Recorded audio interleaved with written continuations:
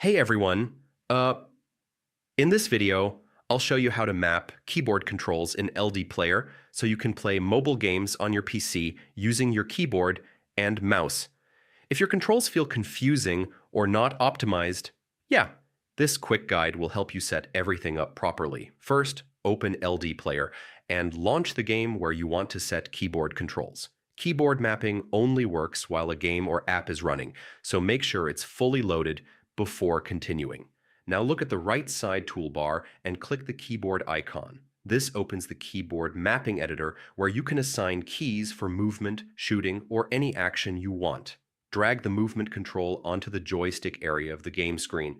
LDPlayer usually assigns the W, A, S, and D keys automatically, which works perfectly for most games.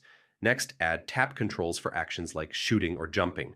Drag a tap control onto the button you want, then press the keyboard key you'd like to assign. You can customize everything based on your playstyle.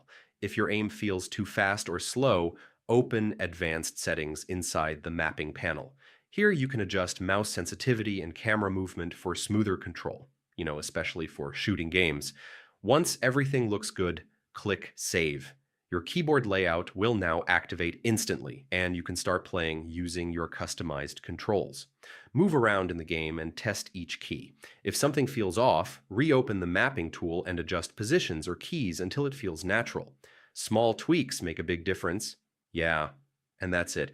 Now you know how to map keyboard controls in LDPlayer for smoother gameplay on PC.